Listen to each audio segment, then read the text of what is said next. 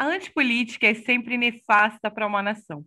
Ela desconstrói o verdadeiro sentido da democracia e elege políticos ruins. Tivemos em 2018 uma onda antipolítica que parece já ter mostrado sinais de enfraquecimento em 2020. Mas o que podemos esperar para 2022? É sobre isso que vamos falar com os convidados de hoje após a vinheta.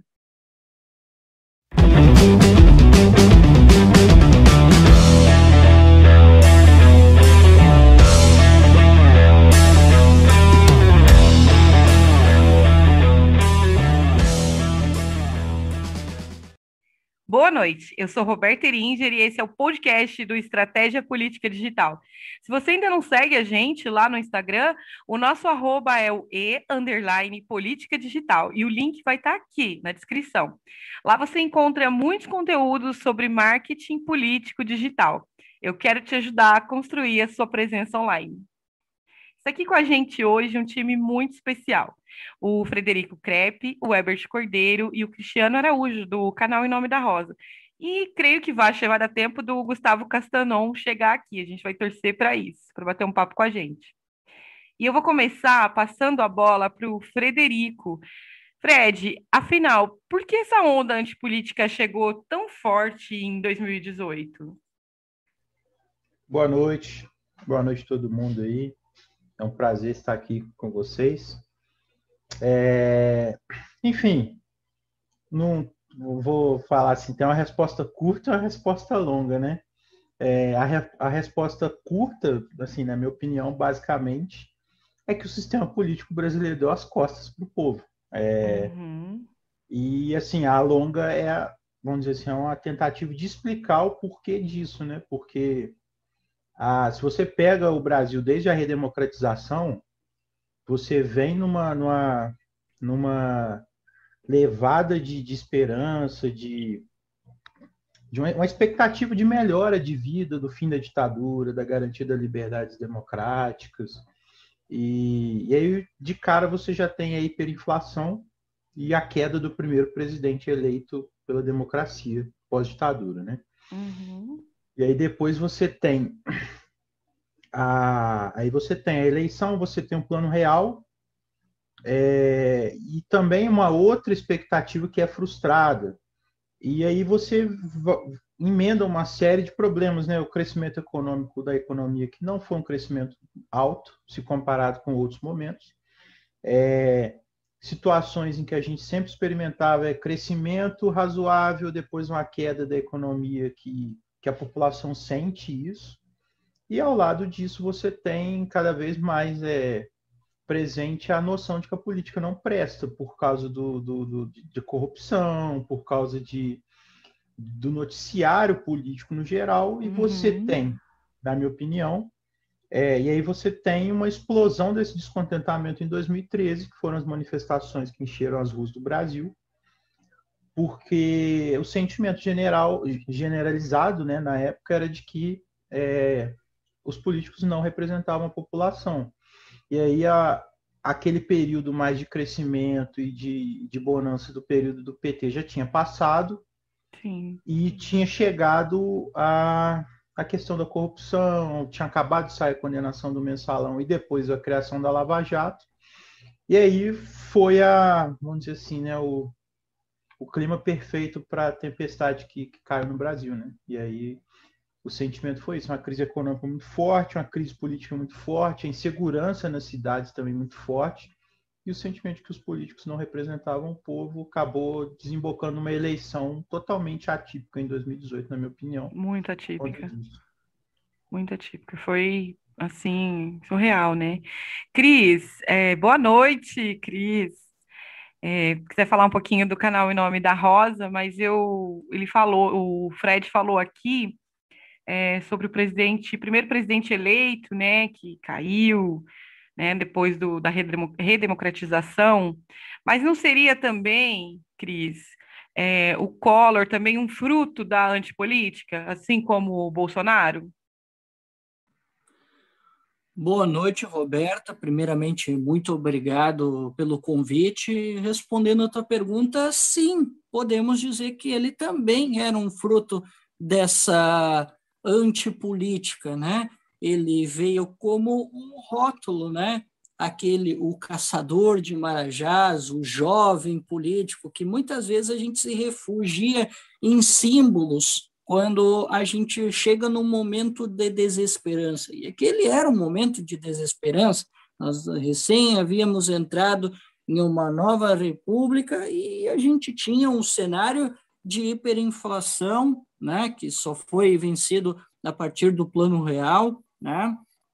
E o cenário era realmente catastrófico na economia, não havia nem no cenário nacional, nem mesmo no cenário internacional, alguma possibilidade de que o Brasil pudesse sair dessa situação econômica muito delicada.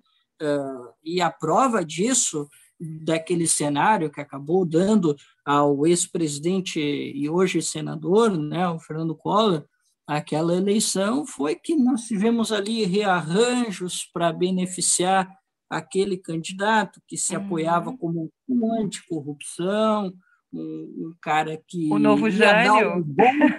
dar um golpe de judô na inflação. Isso, claro que eu não vivi isso, mas eu li através dos livros, né, que ele dizia que ia dar o golpe de judô na inflação. Eu vivi, Cris. Usando muito daquela retórica simplificada, né, para ter uma comunicação mais eficiente com o eleitor.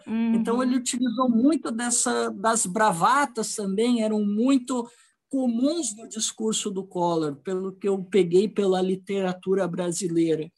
Então, ele utilizou muito disso e ele negava muito a política velha, né? E a gente estava se livrando do restolho da ditadura. Nós tivemos naquele pleito, não lembro se foram 13 candidatos ou mais, eu não me recordo bem o número exato, e, no entanto, se escolheu o Marajá, se escolheu o cara que ia dar o golpe de judô na inflação que tanto aterrorizava os brasileiros.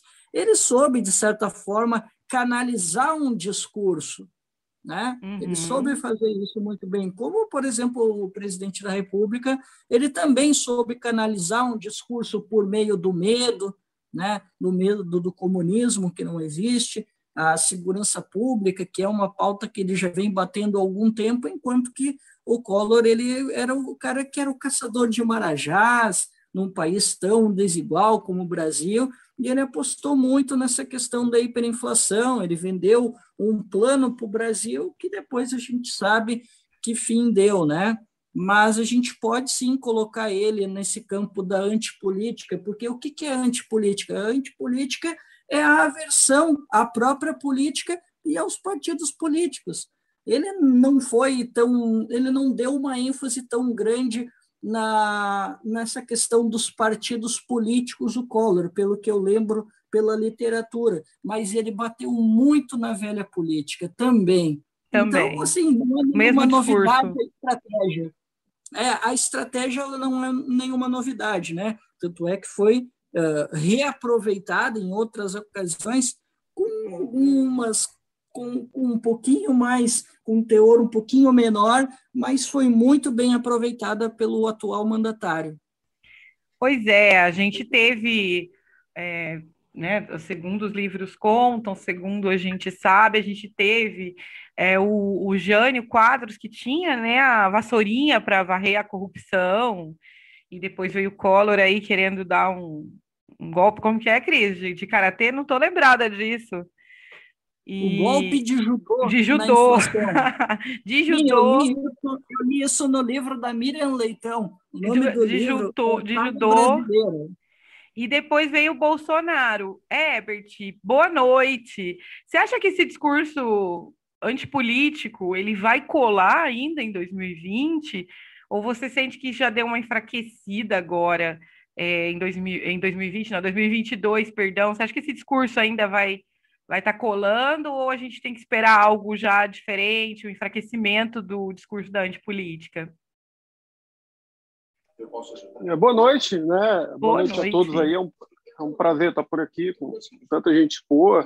A gente precisa compreender, antes de falar da antipolítica propriamente dita, das raízes e das causas dela nesse cenário contemporâneo, né? Na minha visão, isso se deu ali naquelas manifestações de 2013, né? As manifestações de 2013, ela, na verdade, foi uma renegação à política institucional que está aí desde a época da redemocratização. Então, tipo assim, você teve a abertura política lá no pós-ditadura e o sistema que se implementou aqui no Brasil, né, que seria, em tese, que deveria ser, numa república presidencialista, um sistema de check and balance, que é pesos e contrapesos, com o Congresso, né, equilibrando de alguma forma as forças do Executivo para evitar algum tipo de autoritarismo, porque a sociedade brasileira ainda tinha muito medo ainda dos resquícios e do autoritarismo da ditadura militar.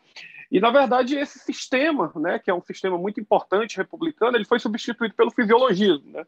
E aí você teve as figuras como Sarney, você teve figuras como Fernando Collor de Mello, você teve o Itamar Franco, mas que ele não recorreu a esse tipo de fisiologismo, um pouco esse fisiologismo mais sujo, vamos dizer assim. Aí teve o Fernando Henrique, aí Lula, veio Dilma, e isso se aprofundou muito na época do petismo, né? O Lula, ele basicamente loteou o Estado brasileiro, né, para esse grupo que nós chamamos de centrão, né, que é esse grupo que não tem um valor específico ali, ideológico, dentro do Congresso, mas ele, de alguma forma, tem uma representatividade muito grande pelo número de parlamentares que tem. Então, o Lula começou a lotear o Estado brasileiro, né, assim, de uma forma muito mais profunda do que os anteriores, para esse bloco, e esse bloco ele não tem fim, a sede dele não tem fim, entendeu? Então a população brasileira, aquele período lá que o Lula foi presidente, pouca gente falava de política. Entenda, o brasileiro, em regra, ele não é um povo politizado. O brasileiro não é, em regra, um povo politizado. Então, tipo assim, você tinha antes de 2013 aí pessoas que falavam muito pouco de política, e você não tinha, basicamente, na correlação de forças ideológicas, setores da direita. A direita do Brasil sempre foi muito ínfima. A pessoa, quando se intitulava de direita, ela era logo taxada como uma pessoa egoísta, como uma pessoa que era contra qualquer tipo de pauta social, de estado de bem-estar social, isso e aquilo. Então, você não tinha políticos representativos na direita, né? Então, tipo assim, institucionalmente falando. Então, o que acontece? Aconteceu esse fato de 2013, que é basicamente o seguinte: você tem uma massa despolitizada indo para a rua aos milhões, sem um dirigismo central, sem a presença de partidos políticos, que aí você daria algum tipo de lastro ideológico para esse movimento. A mídia tratou de vender essa narrativa de que o movimento era completamente apartidário e apolítico, como se isso existisse. E aí você tinha uma massa poderosíssima na rua renegando um sistema político institucional, né, sem uma pauta definida e sem um dirigismo central, né? Então, o que acontece?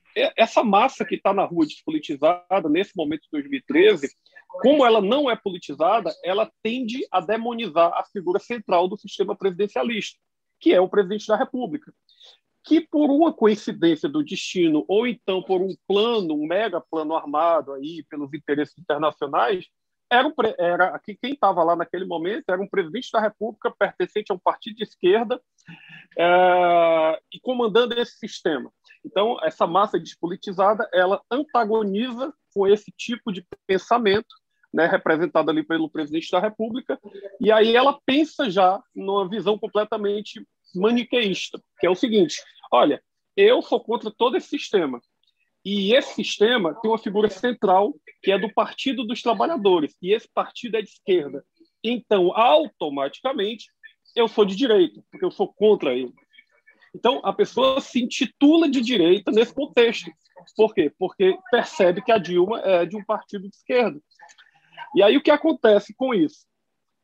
Os setores do mercado financeiro, os setores internacionais, eles perceberam que aí tinham uma grande oportunidade de você ter uma massa para que eles conseguissem embalar essa massa, né, que estava se surgindo ali como uma alternativa na direita, e aí é onde eles começam a financiar certos movimentos. É justamente nesse contexto que surge o MBL, por exemplo, que ninguém sabia nem quem era, não existia. É nesse contexto que surge os Revoltados Online. E a gente está falando de um momento em que as redes sociais estão se expandindo no país. Então, tipo assim, essa massa que era despolitizada na rua, que estava na rua indignada com um monte de coisa, ela foi cooptada por esses setores, né, da direita, que sempre foram em número ínfimo, mas sempre tiveram tudo, sempre tiveram dinheiro, sempre tiveram os meios de comunicação, sempre tiveram os meios de produção. Então, aí surge esta direita. E aí é onde entra a tragédia.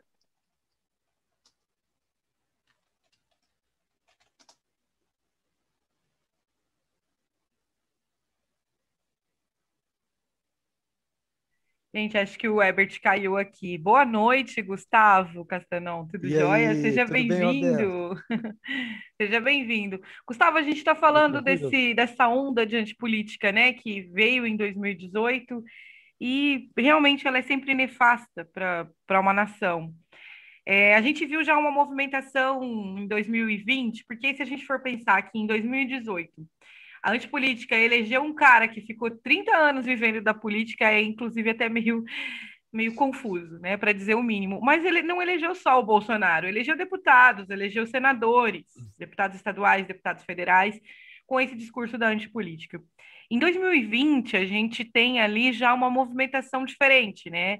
Já não tem mais esse discurso tão forte. Eu odeio político, eu quero a nova política, mas também eu não quero o inexperiente, né? Que você, para 2022, você acha que ele vem ainda mais enfraquecido, que a antipolítica vem ainda mais enfraquecida, ou a gente ainda tem que ficar atento em relação a isso? Bem, boa noite, Fred, boa noite, Roberta, Cristiano, Herbert, daqui a pouco está voltando aí. Eu acho que o momento da antipolítica passou, né? A gente viu todo fenômeno social é multicausado. Tem inúmeras variáveis concorrendo para dar o resultado final. É lógico, e os grupamentos sociais, eles sempre existiram e continuam existindo, eles só diminuem ou mudam de posição no tabuleiro, né? Ou seja, saem ou entram no poder. Sempre vai haver e sempre houve o antipolítico, né? Essa posição antipolítica, política não presta, todo político é igual, tudo vagabundo, está tudo roubando, eu não aguento mais, para mim é tudo igual, tem que acabar com isso tudo, fechar o Congresso. Sempre existiu, sempre vai existir. O problema é, como o Herbert estava falando, quando isso toma centralidade, né? Como tomou a partir de 2013. E eu acho que, apesar do que a população ainda escolheu a política em 2014, a gente tem que sempre lembrar disso, porque senão não entende qual foi o tamanho do buraco que a gente se meteu. Apesar de todo o que aconteceu em 2013, a população escolheu a política no polo opositor e no polo governista, ou seja, aqueles grupamentos políticos mais tradicionais se organizando em torno dos dois partidos que eram maiores no Brasil naquele momento, PT e PSDB, e que já há 20 anos centralizavam, pelo menos 16 anos centralizavam aí a polarização política no Brasil. A Marina nem sequer foi para o segundo turno, apesar de ameaçar, ela que tinha esse discurso mais antipolítica, embora também não fosse tão radical assim, tinha pé em partido, mas ela tinha o Partido Novo, que não deixaram, não registraram, e aí foi PSB. Ela é que representava esse discurso naquele momento, embora muito mais levemente, e não conseguiu ir para o segundo turno. Foi o Aécio e a Dilma. E aí a população escolheu a política, quem escolheu o governo, apesar de tudo, para fazer as mudanças que a Dilma prometeu. Ela chegou lá e fez tudo o contrário. Não só não fez as mudanças que prometeu na campanha, como executou o programa que a Marina e o Aécio estavam dizendo que iam executar. Isso é líquido e certo, até o Lula já falou isso, né? Uhum. E isso foi a pá de cal na política, foi esse estelionato absurdo eleitoral da Dilma. Esse movimento criminoso do PT, né, que destruiu a esquerda, ainda botou um ajuste neoliberal na conta da esquerda e os resultados como se fossem os resultados da incompetência da esquerda em gerir a economia, quando ela aplicou o programa da direita, né? Então, isso é um dano que a gente paga até hoje, o Ciro paga por ele, toda a esquerda paga por ele, a gente continua pagando até hoje. Bem, agora, em 2018, a antipolítica ganhou. Bolsonaro ele se apresentou como antipolítica, ele tinha um discurso. Por quê? Porque ele podia estar lá há 3 décadas, ok? É verdade. Só que ele estava lá fazendo um discurso antipolítica, vamos reconhecer. Ele é o cara que já foi para a TV dizer que tinha que fechar o Congresso e matar 30 mil pessoas. Ele era deputado federal na época. E nada aconteceu. O Congresso não fez nada. Ele subiu numa tribuna para pedir o fuzilamento do Fernando Henrique. Não aconteceu nada, né? Ele depois, na época, eu era um jovem sofrendo as consequências, né, do neoliberalismo do Fernando Henrique, entrando no mercado de trabalho. Eu não fiquei assim, muito indignado com a declaração do Bolsonaro, não. É que nem o negócio da estátua, né? Borba Gato que queima, mas, enfim, não dá para ficar muito indignado queimar um estado. É a mesma coisa, não dá para ficar muito indignado naquele momento com a declaração do Bolsonaro, mas, enfim, era jovem, era a minha posição contra o Fernando Henrique, mas o fato é que o Congresso tinha que ter caçado ele. Depois o cara vai e faz um discurso defendendo o torturador da Dilma, quando vota o impeachment da Dilma. Nada acontecia com ele, nada, né? Absolutamente nada. Ele fez o que quis e tinha essa postura antipolítica. Falo mesmo, né? Eu falo o que as pessoas pensam, não tem coragem e tal. E na campanha, ele foi antipolítica porque nenhum partido quis apoiar ele, ele concorreu para um partido nanico, sozinho, sem ninguém, né? E não tinha tempo de TV, não tinha dinheiro, entre aspas, não tinha dinheiro oficial, né? Foi a campanha maior caixa 2 da história do Brasil. Mas ele passou a imagem, conseguiu passar a imagem de antipolítico, né? E ganhou assim. E o resultado foi o pior governo da história do Brasil. As pessoas estão desempregadas, elas estão morrendo. Não tem ninguém que não conheça, não tem um amigo que tenha morrido de Covid. Nessa altura do campeonato, nessa altura da pandemia, praticamente nenhum brasileiro escapou disso. Quando escapa na família, não escapou no círculo ampliado, né, de relações. E está claro que ele foi negligente em vários aspectos, está claro que o que eles pregaram sobre a Covid estava errado, eles perderam a narrativa, está claro que o cara não comprou vacina, que está ficando clara a corrupção deles na compra de vacina. A gente provavelmente vai ter um apagão daqui a 3 meses, é muito difícil escapar do apagão, que eles simplesmente não estão racionando, eles já deviam estar racionando agora para evitar o apagão, e não estão fazendo. E vai ficar claro que os caras jogaram água fora para cobrar bandeira vermelha, okay, durante o verão, só que daí veio a seca e tudo. Eu não vejo como o Bolsonaro vai se recuperar. Eu não vejo. Não tá?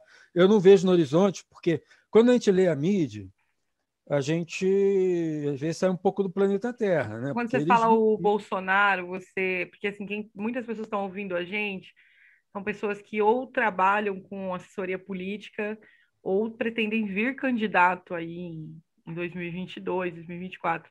Você acha que é o Bolsonaro ou o bolsonarismo em si que agora vem enfraquecido? Porque muda muito, né? Uma eleição presidencial para deputado estadual. Não, eu acho que o bolsonarismo está constituído como força política. Só que ele não é do tamanho que o Bolsonaro teve nas eleições.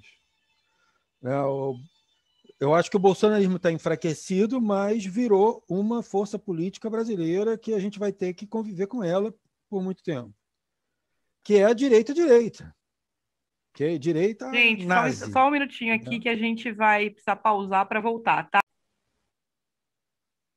Voltamos aqui com o Gustavo, concluindo o raciocínio dele aqui, o que ele estava falando com a gente. Então, o Bolsonaro... Só que eu acho que o bolsonarismo, né, ele tem aí ele organizou a direita que nunca se viu plenamente representada no PSDB, achava que pagava muito tributo ao esquerdismo, né, sempre quis falar claramente várias coisas que o Bolsonaro fala e o PSDB nunca defendeu, né, nunca. E eu acho que isso não vai acabar, né? Eu acho que tem aí agora 15% dos votos aí com esses caras sempre. Agora, o Bolsonaro pode ser que fique reduzido a isso, né? Reduzido àquela pessoa que fala, só fez merda, mas os outros são piores porque são de esquerda, são comunistas, são identitários, são não sei o quê, e eu vou votar nele, né? Pelo menos ele fala o que tem que falar mesmo, não fica pagando pedágio para os comunistas, não fica pagando pedágio para os identitários, etc. Bem, agora, o Bolsonaro, eu acho que ele, se tiver 20%, né, hoje, se a eleição fosse hoje, eu acho que já era de bom tamanho. Agora, como vai chegar na eleição, não sei. Mas eu acho que ele não... Por que a antipolítica vai perder? Porque agora o Bolsonaro não tem mais como fazer discurso antipolítica, ele é político, ele é sistema, ele é sistema há 4 anos, todo mundo sabe que ele é sistema mesmo, todo mundo agora sabe que ele passou 30 anos lá e que ele não saiu do nada, que na eleição um monte de ignorante achava que ele tinha saído do nada, todo mundo sabe que agora ele governa com Centrão, que ele governa com o toma lá da cá mesmo, é tudo igual, é tudo pior do que sempre foi, na verdade, né? Então acabou a possibilidade do Bolsonaro de fazer o discurso antipolítico. Então a antipolítica só vai ter representante se o Moro vier. Nós vamos ver o renascimento, porque o Moro vai estar isolado, nenhum partido vai apoiar ele deve ser, se for candidato, vai ser candidato só pelo Podemos e nada mais. Eu acho que ninguém apoia ele, nenhum partido. Pode ser que os Danico entrem, né? Um banqueiro compre para dar um tempo de TV para o Moro e tal. Mas dos grandes partidos ninguém vai. E se ele for candidato, é porque deram missão para atrapalhar o Ciro como terceira via. Eu não tenho, sinceramente, a menor dúvida disso. Quem quiser falar teoria da conspiração, estou nem aí. Eu não tenho a menor dúvida disso, porque ele é um empregado, né, dos norte-americanos, até literalmente, porque ele está agora trabalhando para uma dessas empresas multinacionais, que administra a massa falida da maior empresa brasileira, que ele faliu, e agora está administrando a massa falida dela para essa empresa, né? Enfim, é um marginal internacional, perigosíssimo, mas que vai encarar isso. Olha, eu sou contra o sistema me expeliu, eu tentei mudar o sistema, mas não consegui, porque o Bolsonaro também era do sistema, é o centrão e tal. Só que esse discurso agora está vindo com as pessoas, a antipolítica veio lá com as pessoas em pleno emprego e tal, em 2013. Exatamente. Era fácil ser todo mundo rebelde. Todo mundo rebelde na rua. Agora, já faz 8 anos isso, e o resultado foi a destruição do país. O resultado de todas as aventuras de antipolítica foram uma atrás da outra, seja da Lava Jato, seja do Bolsonaro, foi a destruição de indústria nacional, de postos de emprego, o maior desemprego da história, um bando de maluco no poder negacionista, destruindo, matando as pessoas na pandemia. Então, isso já se refletiu nos índices de popularidade do Moro, do Bolsonaro. O Moro e o Bolsonaro eram estavam no Olimpo no início do governo. Né? Eles passavam popularidade até para o Guedes. Você chegava lá, era 70% de bom e ótimo. Gustavo, eu acho que não existe. De aprovação. Não né, existe nada que consiga esconder para debaixo do tapete quando começa a faltar comida na mesa, quando os boletos começam a atrasar, e principalmente com o agravante agora, quando as pessoas começam a morrer e você começa a perder amigos, pessoas da família, gente que você conheceu, gente que fez parte da sua história. Então, é uma série de problemas muito graves que não tem como esconder mais por debaixo do tapete. Claro que ele tem ainda aqueles 20%, 25% lá, que ainda, né, acredita, e WhatsApp, enfim. Mas eu acredito que agora eles não consigam mais colocar essa sujeira por debaixo do tapete. O Herbert estava fazendo aqui uma linha do tempo também, muito interessante, antes de cair a chamada dele. E eu queria chamar ele aqui para ele fazer essa linha do tempo, dar sequência, e depois eu vou pedir para vocês complementar o que ele está falando e baterem um papo livre, fiquem à vontade, tá? Sobre o que ele está colocando aqui para a gente analisar aí como o Gustavo falou, a antipolítica acabou. Mas a gente sente que ainda vai ter aí uns resquícios disso. Sempre tem o rescaldo. Né? Enfim. Então, eu vou pedir para o Herbert dar essa sequência, né? E daí vocês podem bater um papo sobre isso de uma maneira mais livre, tá? Beleza. Boa noite, Herbert, novamente. Boa noite novamente. Só para saber, pessoal, até onde deu para entender aí o que eu disse? Fred. Hã? Fred que estava mais atento aqui. Ele estava falando da... até onde? Foi até engraçado, eu não estou lembrando, porque ele falou que é aí que vem o problema. Aí na hora que ele terminou de falar do problema, Foi. Você falou, aí que vem o problema. Tá. E a hora que tava chegando então no ápice, vamos lá. Caiu. Então vamos lá. Você tem aí em 2013 uma massa indignada com uma pauta completamente difusa em função de um sistema político que foi arruinado com o tempo, foi deteriorado com o tempo. Essas pessoas, elas, como não são... Entenda, nesse contexto de 2013, poucos brasileiros médios se importavam com o político. O brasileiro nunca foi um povo, nunca foi uma sociedade politizada. Né? A politização da sociedade brasileira sempre se deu nas academias, sempre se deu nas intelectualidades, nunca chegou na massa propriamente dita. Então você tem em 2013 uma massa despolitizada com um sentimento difuso na rua. E como essa massa é despolitizada, ela tende a simplificar a sua indignação com a figura central do sistema presidencialista republicano, que é o presidente da República. E por uma coincidência do destino, e talvez não seja coincidência, talvez seja um plano internacional, o presidente que lá estava naquele contexto era a presidente Dilma Rousseff, que era uma presidente de esquerda, e representava, né, ali ela sintetizava nela toda aquela indignação daquela massa brutal na rua.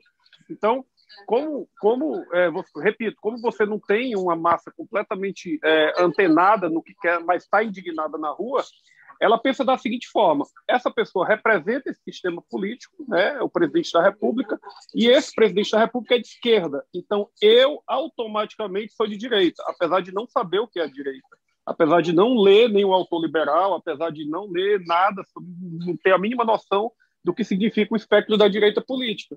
Mas é de direita, porque a presidente que está lá é de esquerda e eu vou antagonizar com ela. E a tragédia é exatamente essa. Por quê? Porque por mais que você tenha essa indignação difusa em 2013, a Dilma conseguiu se eleger. A Dilma conseguiu se eleger e polarizou o país. Por quê? Foi 3 milhões de votos, a diferença foi muito pequena. A população, né, boa parte da população brasileira votou no Aécio Neves para tirar o PT, e o PT se desmoraliza por completo por 2 motivos. A crise moral do partido, né? E 2, a traição da agenda política da Dilma, né, que se elegeu dizendo que o Aécio ia fazer uma coisa que, no final das contas, no frigir dos ovos, foi ela que fez.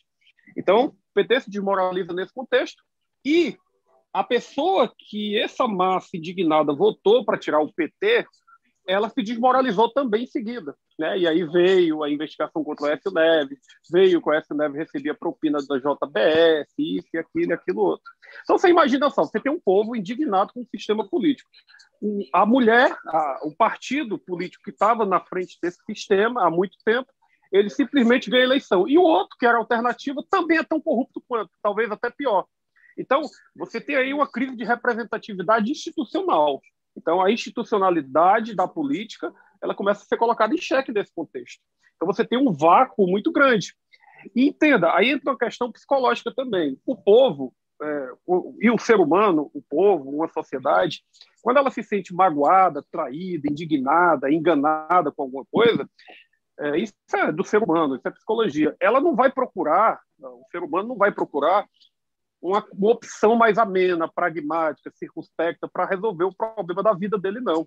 Quando ele está indignado, magoado, quando ele está indignado, magoado e se sentindo traído por um partido, que é o Partido dos Trabalhadores, que traiu os trabalhadores e corrompeu um sistema, participou da corrupção de um sistema institucional, ele não vai procurar uma opção circunspecta e pragmática, ele vai procurar o extremo, ele está magoado, ele quer foder o PT. Essa é a verdade. E aí o que é que ele encontra? Ele encontra na figura do Jair Bolsonaro o discurso extremo. Por quê? Porque ele quer, de alguma forma, acabar o PT, ele quer destruir o PT mesmo, ele está decepcionado com isso. Aí ele escolhe o cidadão que homenageia o torturador da presidente da República, em rede nacional. Ele escolhe o cidadão que chuta o boneco do Lula numa manifestação. Ele escolhe o cidadão que está dizendo que vai armar ele para matar os comunistas e aquilo que só existe na cabeça desse povo. Então aí você vem para 2018, com essa crise de representatividade horrível e com esse oligofrênico na frente dessa, tentando de alguma forma sintetizar e canalizar essa indignação na figura dele. Ele consegue fazer isso muito bem, consegue fazer isso de fato. Por quê? Vem a prisão do Lula, a principal figura ali do Partido dos Trabalhadores, que era o partido a ser derrotado em 2018, estava preso. Você tem um cara extremista do outro lado, e essa população e esse povo indignado substitui a figura do PSDB e tudo que o PSDB representa na social-democracia, por mais que seja uma direita liberal, pela direita mesmo do fascismo, né? Flertando ali com o autoritarismo de fato. Então, o que acontece logo em seguida na eleição? O Lula é preso, o PT mente para o povo, dizendo que o Lula pode ser candidato através de uma liminar expedida pelo TSE. O Lula está preso, foi condenado em segunda instância, mas nós, Partido dos Trabalhadores, estamos garantindo que ele vai ser candidato dentro da cadeia. Olha que loucura.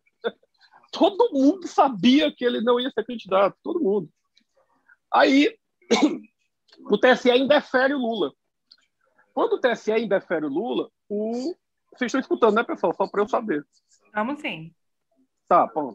Quando o TSE indefere o Lula, ele lança o Haddad no mesmo dia. Sim. Certo? E aí eu vou tentar explicar por que o Bolsonaro ganhou a eleição de 2018. Entenda. O núcleo duro do bolsonarismo, ele, na verdade, ele gira em torno de 15%, 17%. Isso é achismo? Não, isso é estatística. Vou explicar. Quando você tem o PT mentindo para o povo, você tem algumas pesquisas, o Gustavo lembra disso, a gente acompanhava bastante na época, você tem algumas pesquisas ali em agosto de 2018, em que o Haddad e nem o candidato do PT está no processo. Eles simplesmente tiraram o Lula e tiraram o PT do processo político das pesquisas eleitorais. Nesse contexto, o Bolsonaro apresentava 15, 16, 17, não passou disso. Aí o TSE indefere o Lula, de fato e de direito. O PT lançou o Haddad. A partir do momento que o PT coloca o Haddad no processo político, se você pegar duas curvas de ascensão, tanto do Haddad como a do Bolsonaro, e colocar duas em perspectiva, são a mesma curva. Exatamente. A mesma. Eu fiz uma postagem sobre isso. É a mesma curva. Por quê? Você tem ali 17% de ultra-reacionários, conservadores, essa gente que sempre existiu no país, e o restante desse povo que votou no Bolsonaro, ele é um povo que deu o voto útil para o Bolsonaro já no primeiro turno, porque queria acabar a eleição no primeiro turno, porque não queria que o Haddad e o PT ganhassem a eleição. Isso talvez explique, por exemplo, a votação quase que inexpressiva do Geraldo Alckmin. O eleitor do Geraldo Alckmin, provinciano de São Paulo, que não quer o PT, ele vê uma oportunidade do Bolsonaro de eliminar o PT já no primeiro turno, então ele corre para o PT, é o Geraldo Define. O eleitor neopentecostal, que está com a Marina Silva também, porque ela tinha também muita gente neopentecostal que votava nela, não queria o PT também, até por tudo que o PT fez com a Marina Silva, começa a dar o voto útil do Bolsonaro também, e aí a Marina definha. O eleitor do João Amoedo, que está ali com 4%, liberal, aquela coisa toda, vê a possibilidade do Haddad ganhar a eleição, e para o segundo turno ganhar a eleição do Bolsonaro, num debate, seja lá o que for, vota no Bolsonaro para ganhar no primeiro turno. O então, João Amoedo que também vinha trazendo esse discurso de antipolítica, né? De antipolítica, exatamente. Então você tem todas essas uniões de força, a união de forças aí no primeiro turno, para dar o voto útil ao Bolsonaro, o que fez com que ele quase que ganhe a eleição do primeiro turno. Ele quase que ganha, vamos ter clareza. Em 48%, passou bem perto dele acabar no primeiro turno. Raspando mesmo. Isso tudo é o seguinte, é os 17%, 15%, 17%, mais o antipetismo. Ok, isso deu eleição ao Bolsonaro. Isso quer dizer, aí o Bolsonaro assume a presidência da República. Eu imaginei que o Bolsonaro sempre foi um idiota, um imbecil, um oligofrênico. Ele sempre foi isso. Ele nunca negou isso. Ele é isso, ponto. Esse cara imbecil mesmo. Mas imaginei o seguinte, olha, ele vai ser ruim, eu já sabia que ele ia ser ruim, mas de repente é um cara que se cerca aí no entorno dele de alguns generais, de alguns intelectuais de direita até, sei lá, o Pondé desse da vida, e de repente faz até um governo que satisfaça a agenda eleitoral no qual ele foi eleito. Mas ele faz exatamente o contrário. Seria o mínimo, assim, inteligente da parte dele, né? Seria, mas ele não é um cara inteligente. Esse é que é o problema. Ele não é inteligente. Então, não é inteligente, é mal assessorado. Completamente. Não, eu não sei se ele é mal assessorado ou se ele simplesmente ele não consegue escutar a opinião de assessores. Talvez seja isso também, de repente. Então o que acontece? É provável. Então, o que acontece? Ele se cerca de um monte de picareta e alucinado, e general que gostou de carro oficial, de auxílio terno, de mamata no governo, isso e aquilo, e propicia aí para todo mundo ver o pior governo da história do país. E aí o Bolsonaro definha. Por que ele definha? Porque chega um momento que esse pacote de alucinações tem um prazo de validade. Então, tipo assim, a pauta moral, kit gay tem um prazo de validade, ninguém fala mais disso. Mamadeira de piroca, não fala mais disso. Aí fica tentando agora criar outra narrativa, que é o voto impresso e tal. Então, tipo assim, isso vai cansando, e o brasileiro médio, aquele que não é bolsonarista, ele vai se perguntando o seguinte, nossa, o que foi que a minha vida melhorou nesses 3 anos para cá? A minha pergunta é essa. A minha vida melhorou em quê? Os preços, como é que está a inflação do país? É a pergunta básica, né, Herbert, que todo mundo tem que se fazer, né? Acho que é o... Melhorou para mim, melhorou para minha família, para os meus amigos, enfim. É uma leitura pragmática. Ó, melhorou para mim? Não melhorou. Nós estamos numa pandemia, morreu mais de 500 mil pessoas, inflação, desemprego, nego passando fome, a porra toda. Não melhorou nada. E aí o presidente está de um lado falando um monte de imbecilidade e isso não cola mais, entendeu? Isso vai colar sempre para o núcleo duro dele, que gira, repito, em torno de 15%. O núcleo duro deles, isso vai colar, porque são pessoas que são movidas por essas narrativas. E entenda, o bolsonarismo, ele não é uma linha ideológica. Não, o bolsonarismo não é. O Bolsonaro, ele é uma figura que ele conseguiu sintetizar essa indignação de 2018, desse processo todo que eu falei. Mas se você pegar o eleitorado bolsonarista, ele sempre existiu no país. Ele é o mesmo eleitorado que foi... É a mesma gente, talvez seja até netos deles, da mesma gente que levou o Getúlio ao suicídio. Esse povo é o povo que perseguia Juscelino Kubitschek. Esse povo, ele é o povo do Carlos Lacerda, lá do estado da Guanabara. Então, esse povo conservador, saudoso da ditadura militar, ultra-reacionário, ultra-conservador, sempre existiu no país. Mas você está falando do núcleo duro mesmo, né? Núcleo duro. Que é essa gente que sempre existiu no país, que sempre usou, uma gente que tem um pensamento robesiano, que usa o comunismo, por exemplo, e defende a ditadura militar porque a ditadura protege o Brasil de um mal muito maior. Isso é um pensamento robesiano. Então, essa gente, ela sempre existiu. Sempre existiu. E o Bolsonaro conseguiu sintetizar de alguma forma, entendeu? O Gustavo disse aí, se o Bolsonaro tiver hoje 20% dos votos, ele pode dizer que tem muito. Eu digo que ele não tem isso. Bolsonaro, anotem isso que eu estou dizendo, Bolsonaro não é candidato a presidente. Bolsonaro vai ser candidato federal. Podem anotar isso. Estou dizendo isso, sabe? Porque ele tem o fôlego ele não fica 3 meses solto.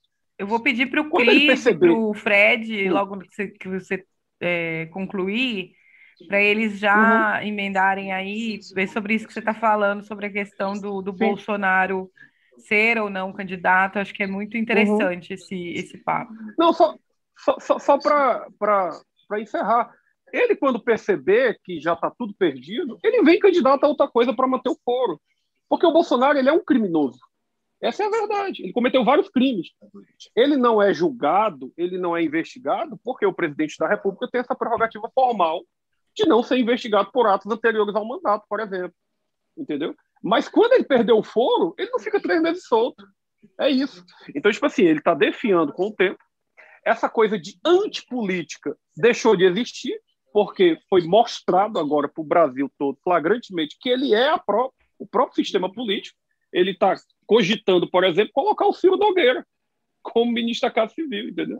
Como é que você vai querer defender que você é um antipolítico colocando um dos principais fisiológicos do país na linha de frente do seu governo? Não tem como. É importante dar uma explicada aí para quem está ouvindo quem é o Ciro Nogueira.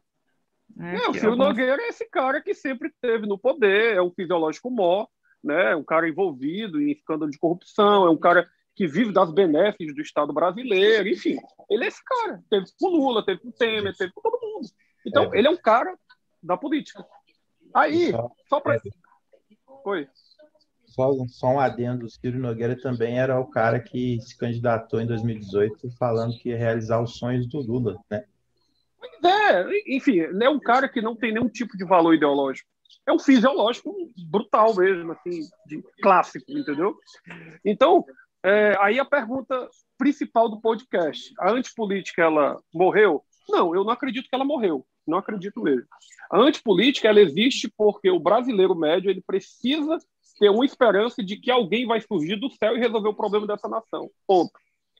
Como esse sistema representativo ele não consegue resolver os problemas do país, ele não consegue dar respostas concretas aos flagelos desse país, ele sempre vai esperar alguém. Ele espera um Collor, ele espera um Bolsonaro. Aí ele vai esperar agora um Sérgio Moro, por exemplo. Eu concordo com o Gustavo. Ele vai esperar um Sérgio Moro, que é um cara odiado por todos os partidos institucionais, porque o Moro é bandido, né? Porque o que o Moro fez na Lava Jato é crime.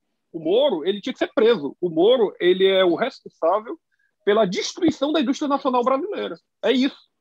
O Moro, em qualquer país do mundo minimamente decente, ele estaria preso.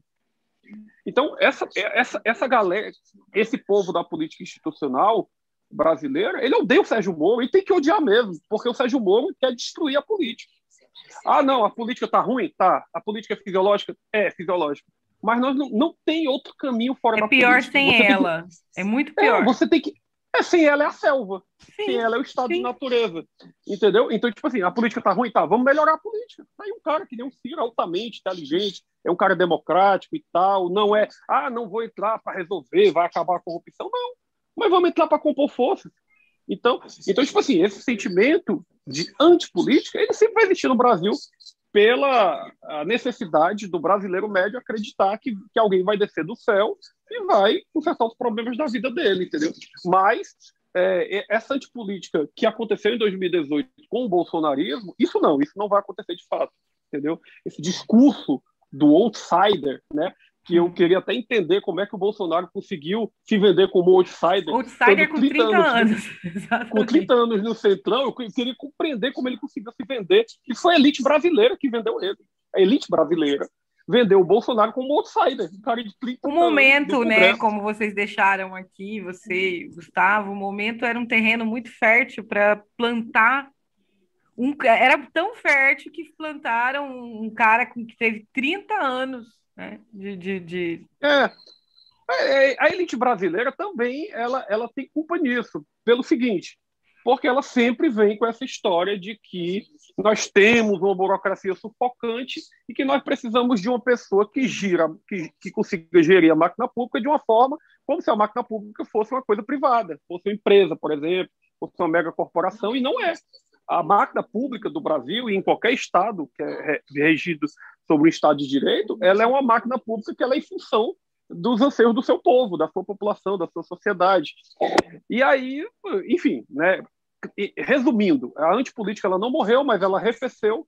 Esse discurso de antipolítica, ele, para mim, não vai colar em 2022, e o que é ótimo, porque nós vamos deixar de debater superficialidades toscas, como kit gay, mamadeira de piroca, armamento, não sei o quê, e trazer o debate de novo para a institucionalidade democrática, que é onde ele deve estar, que aí é onde você vai definir emprego e renda, soberania, formação bruta de capital para a indústria brasileira, isso e aquilo. Então, Bolsonaro vai ser preso. Bolsonaro não tem outro caminho para ele senão a cadeia. Ele não vai ser candidato. Não acredito que ele vai ser candidato. Olha lá, gente. Eu quero a opinião do Cris e do Frederico, depois do Gustavo. Eu quero que eles fiquem à vontade para debater isso que o Herbert acabou de colocar aqui. E só para completar, muito possivelmente o segundo turno de 22 vai ser entre Lula e Ciro. Não porque o mercado financeiro aceite o Ciro, não é isso. É por mero pragmatismo. O centro político ele vai ter que colar em algum momento no Ciro por um simples motivo. O Ciro ele não parte do zero, ele parte do 12%, 13%, entendeu? Esse capital eleitoral... Ele tem uma musculatura, né? Já. Ele tem uma musculatura, ele tem uma gordura cristalizada ali dentro dele, que somos nós. Eu, você, Gustavo, todo mundo que está aqui. Somos nós que fazemos o Ciro ser um candidato atrativo para esse centro político colar nele e aí fazer a correlação de forças com o Lula no segundo turno 22. Eu acho que é isso que vai acontecer.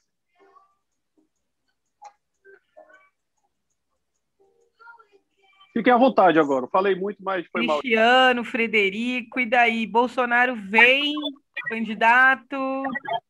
E o que vocês concordam com o que o Herbert acabou de falar? Gustavo, gente, livre para bater papo aqui, colocar as opiniões agora.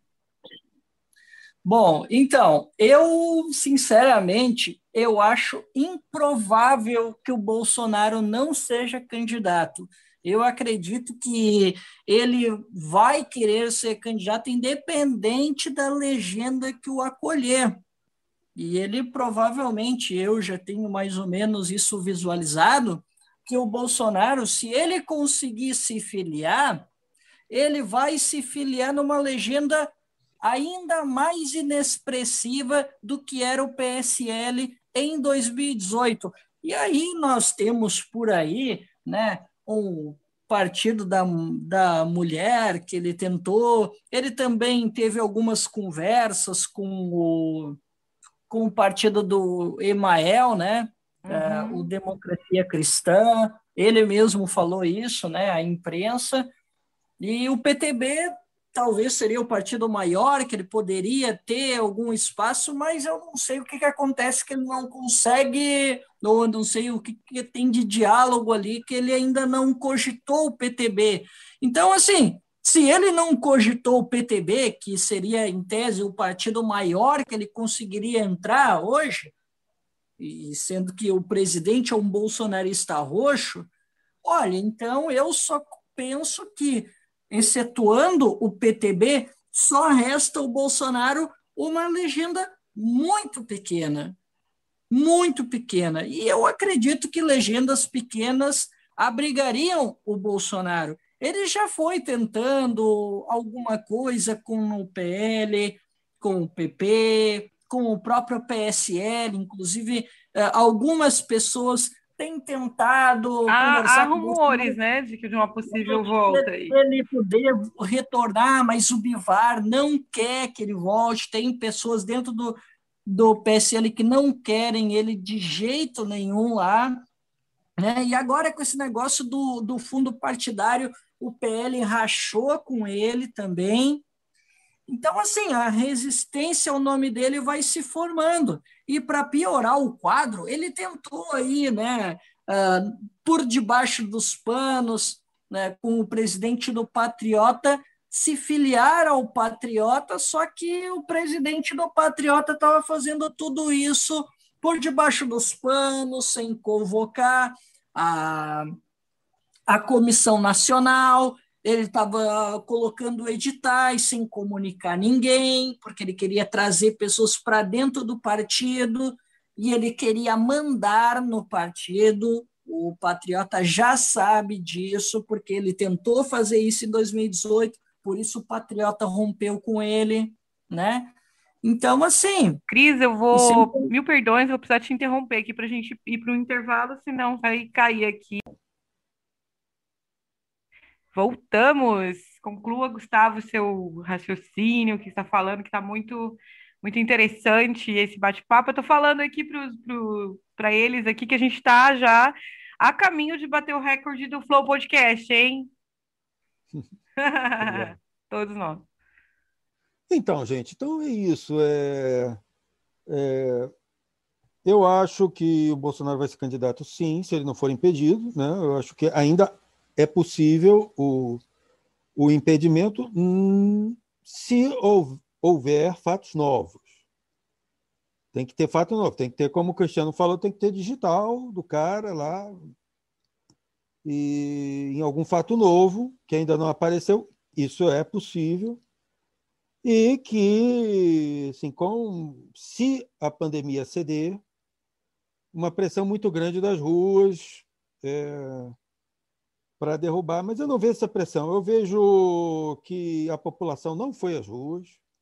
Quem está indo às ruas são os militantes de esquerda, ou militantes de partido de direita, de centro, gente antibolsonarista e tal.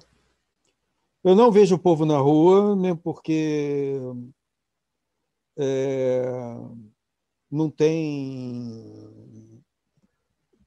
O cara não vai se arriscar numa pandemia para ir protestar mais uma vez.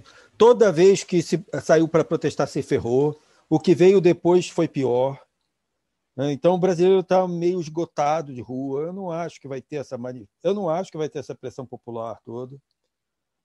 E eu acho que a pandemia não vai ceder. Eu acho que a pandemia vai ficar porque o governo vai ficar o ano todo que vem. Vai ser uma campanha muito esquisita.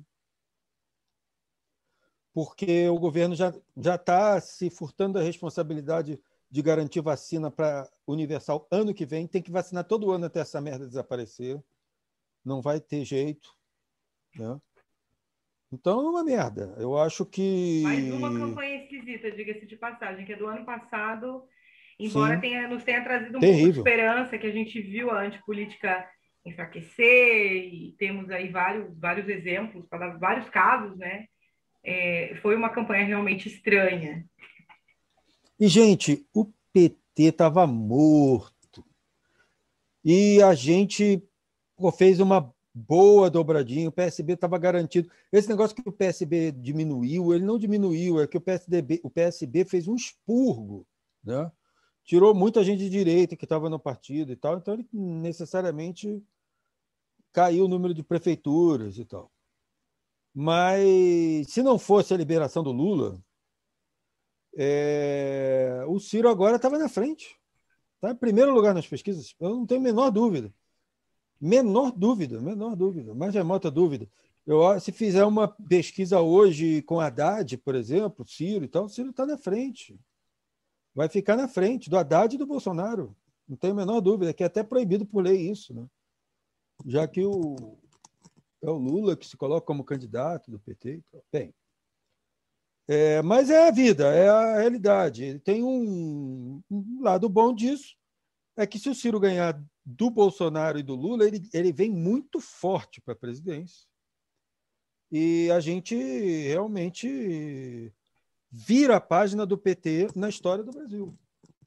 Isso é uma vantagem. A gente derrota logo a força máxima que o PT vai ter, que é o Lula, na última eleição que ele vai disputar. Então... E vocês concordam, eu queria essa opinião de vocês concordam que se um segundo turno entre Lula e Bolsonaro, e não entre Lula e uma terceira via, ou Bolsonaro e uma terceira via, colocando assim dessa forma, a gente vai dar continuidade se os dois forem para o segundo turno a essa polarização, de repente uma volta aí da antipolítica novamente? Vocês concordam que pode ser isso que aconteça posteriormente dentro de um cenário como esse? Com certeza. Vai continuar. A polarização é da natureza da política, né? E romper polarizações antigas também é da natureza da política. Eu acho que a gente está num momento muito propício para romper. Agora, o Bolsonaro foi um rompimento pela direita. Ele rompeu a polarização que tinha entre PT e PSDB. que eles fizeram acordo e estavam se desenhando para ir, Haddad contra Alckmin, né? E o Bolsonaro rompeu, foi disruptivo, e agora eu espero que a gente rompa e crie outra polarização, que é do desenvolvimentismo, do nacionalismo contra os entreguistas neoliberais. Essa é a polarização que eu quero no Brasil. A política sempre vai ser polarizada entre governo e oposição. Um projeto dominante e um projeto mais forte que desafia o projeto dominante. E gente querendo romper essa polarização para implantar outra. É da natureza. Agora, a que tem no Brasil hoje é muito destrutiva. Não é uma polarização sadia, como foi por um tempo, por exemplo, PT e PSDB. Porque a polarização de hoje é super radical discursivamente. São os canceladores são os lacradores bolsonaristas contra os lacradores da esquerda pós-moderna. O Lula é um cara, enfim, ia falar, enfim, centro, fisiológico, é um cara assim, moral frouxo, não é um radical, mas a militância do PT e do PSOL é que faz essa polarização com a militância bolsonarista, Ou seja, toda aquela polícia linguística, polícia de termos, polícia de costumes, dos dois lados. Isso é terrível, está acabando com o ambiente político brasileiro, se tornou as nossas redes são a coisa mais tóxica que existe, política. Uma coisa horrenda. O país está dividido entre inimigos. Não existe essa polarização. A gente tem que romper. A gente tem que polarização a gente sempre vai ter, mas tem que ser outra, tem que ser uma de interesse do país. Mas não com essa radioatividade toda, com essa violência toda, E inútil, É uma disputa de loucos, de malucos, sobre coisas assim absurdas, que se polarize em torno dos projetos diferentes de país, que seja assim, como era, na época da UDN do Getúlio, por exemplo, ou na ditadura, ou que é entre democracia e ditadura, ou da gestão do neoliberalismo, que era o PT e o PSDB, se vai ter mais Bolsa Família ou menos Bolsa Família. A discussão era essa, porque o modelo era o mesmo. Eles nunca discutiram política industrial ou voltar com empresa nacional, empresa estrangeira, diferenciar, controle de câmbio. Nunca teve nada disso. A política, tripé macroeconômico, quem vai dar mais Bolsa Família? Eu dei mais Bolsa Família, você deu menos. Mas fui eu que criei Bolsa Família, mas só tinha para 10%, agora tem para todo mundo. A discussão era essa. Não sei se vocês se lembram. É um grande debate político. Eu comecei o Bolsa Família. Isso foi 2014. Gustavo, isso foi 2014. Lembra que teve essa discussão? Claro. Foi. Entre a Dilma e o Aécio Neves. O Aécio Neves dizendo que esses eram programas do PSDB. Inventados pelo PSDB. E ela dizendo, mas a gente deu mais. Pronto, é isso. É o mesmo modelo, gente. Não tem conversa, gente. É o mesmo modelo, a mesma Agora, coisa. Foi o mesmo projeto que geriu o Brasil desde 94. 95, é o mesmo projeto. E nos levou aqui. Sabe o que me preocupa? A cachorrinha tá latindo aí no fundo. Tranquilo, podcast. Sabe o que me preocupa é que sempre que a gente tem uma expectativa frustrada, você tem uma agressividade muito grande. Isso é um dos modelos, de explicação da agressividade, da violência. Sim, frustração. E me preocupa muito o que vai sair do Brasil de 2022 para frente.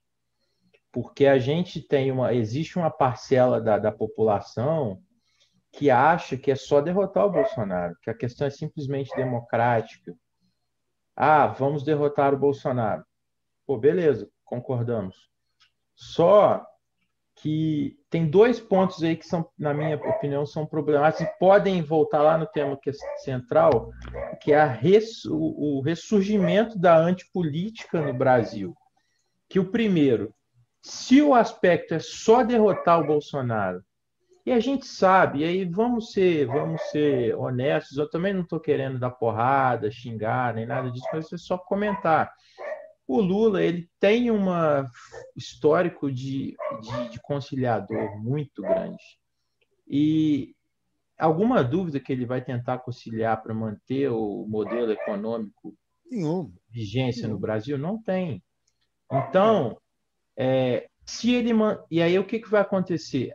Hoje o Lula é o favorito das eleições do ano que vem, não tem qualquer dúvida em admitir isso. Só que se ele ganha, a gente derrota, a gente comemora, derrotamos o Bolsonaro.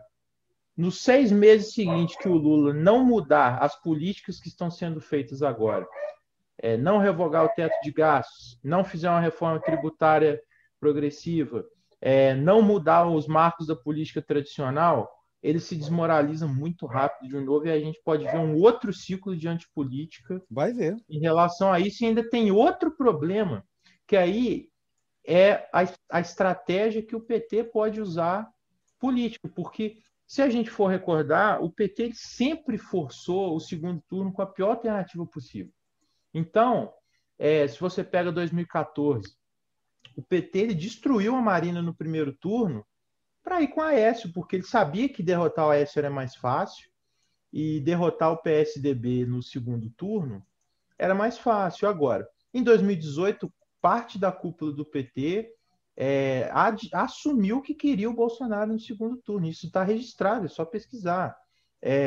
E hoje, parte da cúpula do PT quer o Bolsonaro de novo no segundo turno em 2022. Claro.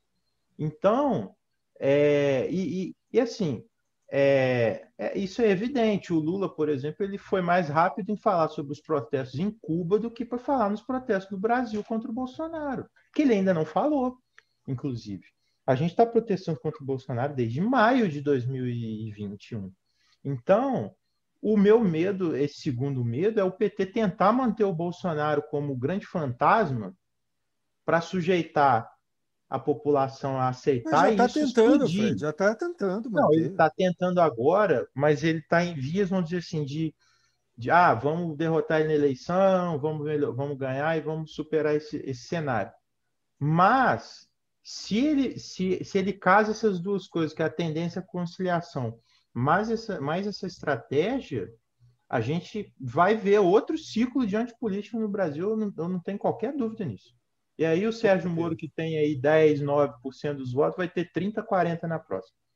Eu não tenho qualquer dúvida também em relação a isso. Se vier uma frustração muito grande da derrota do Bolsonaro sem uma mudança da norma, sem uma mudança da política e da economia, a antipolítica volta com muita força. Mas se o Lula vencer, cara, isso é líquido e certo, cara. Líquido e certo, o Lula é um canalha. Cara, o Lula é um canalha. Lula não tem ideologia.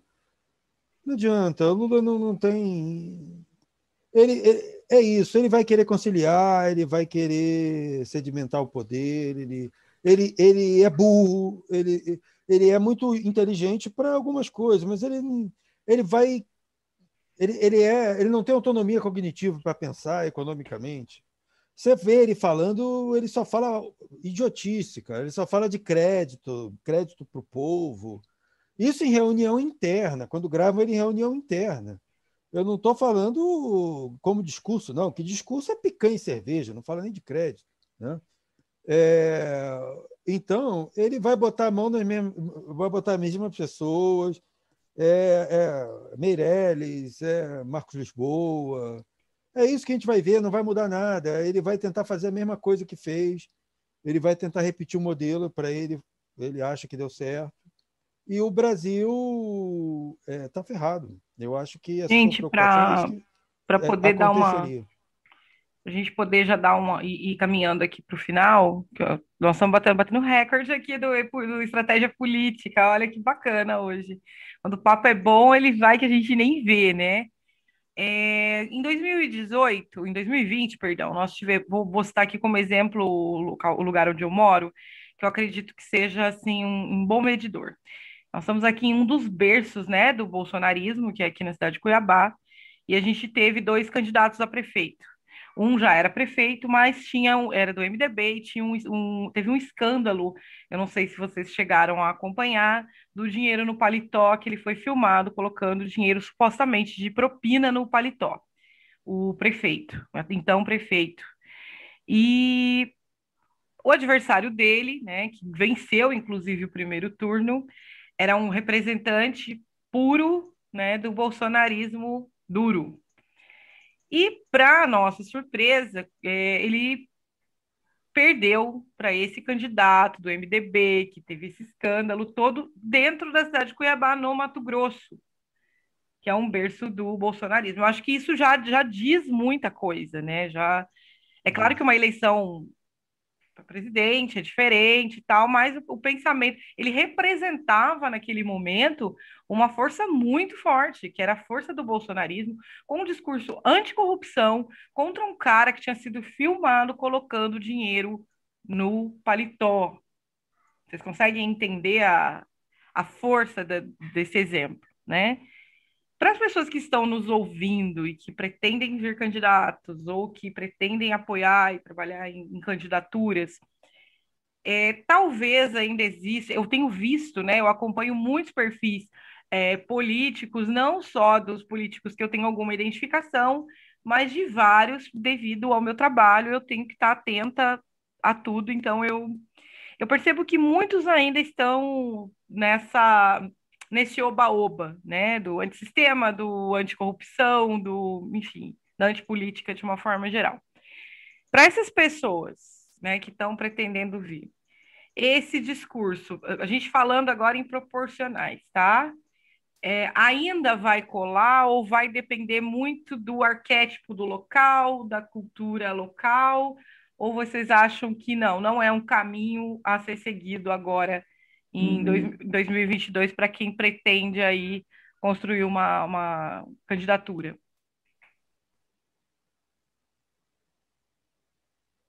Cristiano, Frederico? Posso falar? Vou dar uma resposta rápida. Fica Eu acho que à não vai vontade. colar. Não vai colar. O cara quer ser deputado com discurso anticorrupção, de limpeza, não vai colar. Qualquer um que se candidate a deputado, aos olhos da maioria da população, já é picareta. Lamentavelmente é assim. E eu acho que. Agora, eu nunca fui candidato, nunca tive estômago para ser candidato, disposição, né, coragem e tal. Quem sou eu para falar? Minha impressão é que as pessoas têm que conseguir bandeiras muito objetivas, mostrar projetos assim como foi em 2020. Quem tinha bandeira poder defender, se deu bem, né? Isso aqui bem objetivamente. Olha lá, eu vou fazer isso para trazer isso aqui para cá, etc. Porque fora disso, eu acho, ou representa uma forma de falar, representa um anti-alguma coisa, eu vou falar contra aqueles caras lá, entendeu? Porque quem vem com esse negócio de vou limpar a política, deputado, não vai, olha, eu acho que não vai arrumar nada. Em 2018 deu certo, né, para alguns. Mas esse tempo... O youtuber que chegou lá e falou coisa com coisa. Você quer ver uma coisa curiosa? O bolsonarismo está se radicalizando, porque eles sabem que eles vão ter que disputar espaço entre si, porque não vai ter para todo mundo. Então você pega, coisas absurdas, né? Por exemplo, um deputado bolsonarista hoje postou na rede social, usou o exemplo da menina de 13 anos que ganhou a prata ontem para defender trabalho infantil, cara. Isso daí eles pegaram a loucura e estão levando ela, estão dobrando ela, porque eles vão ter que disputar voto entre si ali para os 15% do eleitorado. E aí o mais louco entra. E aí vai ser. Porque naquele núcleo muito duro do bolsonarismo, né? Que em algumas regiões tem muita força, e por isso que eu falo que a pergunta, de repente, a resposta a essa minha pergunta, a gente tem que pensar muito nas questões locais, né? Enfim. Existem alguns lugares que esse discurso faz muito sucesso ainda, mas tem outros que já não fazem. E o Gustavo falou a questão das bandeiras. A gente viu em 2020 que aquelas pessoas que tinham bandeiras específicas sejam LGBT, causa negra, cuida, né, cuidadores de animais, causa animal, perdão, eles tiveram aí uma vantagem, porque a eleição proporcional é muito isso, né? Mas foi uma eleição para vereador, mas a gente viu lugares como São Paulo, Rio de Janeiro, essa questão ser muito forte, né? Então aqui eu acho que o que a gente pode deixar para esse público em específico é que é melhor eles focarem de uma maneira mais individual até, né? Em suas próprias propostas, em suas próprias bandeiras, do que vir aí nesse oba-oba de ou até mesmo, eu não diria só antipolítica, mas eu sou anti-PT ou eu sou anti-Bolsonaro, talvez isso não vai colar para essas candidaturas, né? Eu acho difícil, também acho difícil. Mas, enfim, quem sou eu? Cris, quer deixar mais alguma colaboração aqui para o E-Política? Claro, claro. Eu também vou na linha que os amigos apresentaram. Eu também não acredito que esse discurso antipolítica ele vai trazer bons resultados para os candidatos. A gente já viu isso na eleição de 2020, né? Que a gente sabe que na eleição de 2020 as questões são um pouco diferentes, né? Diferente de uma eleição nacional, porque, né, a eleição municipal, essa questão ideológica ela se dilui muito, as questões nacionais elas não afetam tanto. Teve algumas candidaturas que tentaram pautar um pouco dos temas dos seus candidatos, dos seus partidos no âmbito nacional, e isso não trouxe lá muitos resultados, até mesmo quando nós tivemos a presença de políticos que concorreram à presidência ou que pretendiam concorrer e se apresentaram para fazer ali um palanque, isso não deu lá muito resultado, né? E numa eleição nacional, como se apresenta já, né? Já estamos aí quase nela. Eu acredito que o cara que aposta nesses discursos mais radicalizados, eu acredito que pode ter sim algumas situações bem específicas de algumas regiões, né, e a depender do contexto político, pode até funcionar dentro de alguma certa especificidade. Mas, no geral, eu acredito que esse discurso mais radicalizado ele não vai ter lugar, pelo menos em outros cargos. Acho que talvez assim mais radicalizado, entre aspas, a gente vai ter ali na campanha a presidência da República, que nós vamos ter aquela disputa fratricida entre lulistas e bolsonaristas, né? Se o Bolsonaro concorrer, como alguns amigos estão falando, né? Eu acredito que ele vai concorrer, mas vai que de repente, né, os partidos vão lá e fazem o acordo. Não vamos deixar esse cara concorrer e vamos fechar a porta para esse cara. Vamos fechar. Assim, é uma possibilidade que seria a única forma que eu vejo hoje do Bolsonaro cair fora, porque impeachment não vai acontecer, é quase improvável. O Bolsonaro ele não vai cair pelas besteiras que ele está fazendo agora na pandemia, mesmo que apareça via digital, como o Gustavo falou, ele está protegido pelo cargo, pelo foro privilegiado, pelo cargo que ele ocupa, né, pelo foro de prerrogativa, para utilizar um termo mais correto. Então, assim, seria a única possibilidade que eu veria do Bolsonaro não entrar nessa disputa. Mas eu acredito que, infelizmente, ele vai disputar, né? Então, é isso. Eu acho que é onde a gente vai ver mais essa radicalização. Mas, como eu disse, essa coisa de antipolítica não vai colar como colou na eleição de 2018, que foi uma eleição bastante atípica, como a gente já comentou anteriormente. Pois é isso. Eleições de 2018 vieram em um cenário bastante diferente, né, do que a gente está vivendo hoje. Ali em 2020 a gente já viu uma mudança, né, nessa questão da antipolítica, no meio de uma pandemia e em eleições que foram realmente muito difíceis, né? Eu acredito que em 2020 foi muito difícil. Foi uma eleição que a gente chegou um momento ali que a gente nem sabia se ela ia acontecer e quando que ela ia acontecer, devido à situação que estava, muita gente foi pega de surpresa. Quem não tinha feito uma construção, né, de presença digital ou já não era conhecido, foi muito prejudicado naquele ano. Eu acredito que agora as pessoas estão com mais consciência, né, de que as mídias sociais, as redes sociais já assumiram um protagonismo nas eleições, né? E essa análise que a gente fez hoje deixou aí mais ainda a certeza de que o discurso, né, da antipolítica não vai colar, né? Que cada um faça a sua construção, claro, respeitando a ideologia dos seus partidos, enfim, o seu próprio pensamento. E eu quero agradecer muito a participação de vocês aqui no Estratégia Política. Quem está nos ouvindo, com certeza vai poder aí já começar a desenhar até mesmo suas próprias candidaturas, né?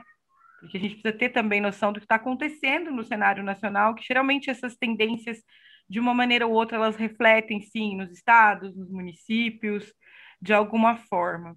Gustavo, muito obrigada. Frederico, Imagina. Cristiano. E o Obrigado Herbert pelo caiu convite. e não voltou mais. Herbert foi embora. O Herbert dormiu lá. Gente, muito obrigado para vocês que escutaram a gente até aqui. Quarta-feira tem mais podcast aqui no Estratégia Política Digital. A gente vai falar sobre a construção da identidade visual, né, e da logomarca, qual é a diferença, e a construção das imagens para as redes sociais. Muito obrigada. Beijão para todo mundo. Até o próximo.